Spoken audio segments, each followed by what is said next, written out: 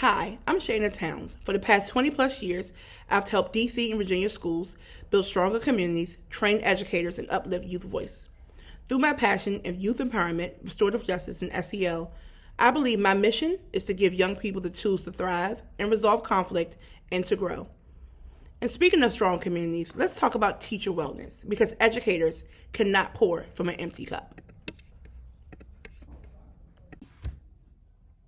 Hi, I'm Shayna, and I'm here today with an amazing educator, Hillary, to discuss educator wellness and SEL support.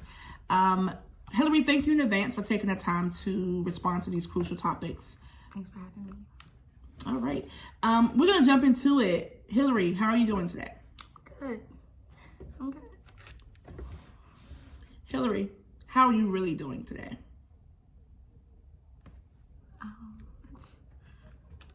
It's a loaded question. But I think wellness is relative. My wellness is relative to my current situation, my current circumstances. So today I am well. I'm good. Okay. Any other day, I can't promise you because I am a mom of two. And I am a caregiver for my 80-year-old father. So whereas I might be great today, tomorrow might be a great day.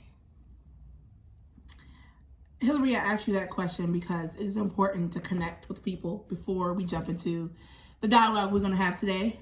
So I do think it's important to know how you really are. If you notice, I asked you that twice. Generally, we see people and we come across different people and we ask, how are you as a routine, but not really stop and think, how is this person that I'm interacting with? And it can really set the tone for the day. But can you tell me a little bit about yourself and your experience in education? Sure. I am a native Washingtonian. I have been in the education field for about 12 or 13 years. I've been all over the DC metropolitan area. I've worked as support for Montgomery County schools. I've worked for DC Head Start. I have worked for the public charter school system, and my most recent position was as an early learning specialist or educational coach, so to speak, for Head Start programs. And I primarily served Ward 7 and 8 for 3.5 years. You have extensive amount of experience, and I appreciate you for explaining your different diverse backgrounds in education, which I think is important for all of our listeners, all of our readers. Everyone's going to join in with me at a later date.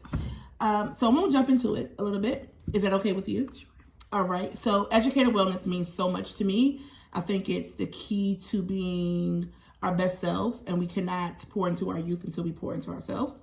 Why do you think it's important to ensure your wellness as an educator is intact? So one of the things that I used to tell my teachers when I was a coach was that you set the tone for your classroom. Each and every morning when you walk through these doors, when these children come in, they need to see you at your best. Because when you're at your best, you can give them your best, and then they can be their best. And, we're great actors. We learn to be actors. Like you said, how are you doing? Oh, yeah, I'm good. Mm-hmm. We learn to be great actors. So some teachers, they think that, I'm coming here every day, I'm showing up and I'm still doing, and that's enough.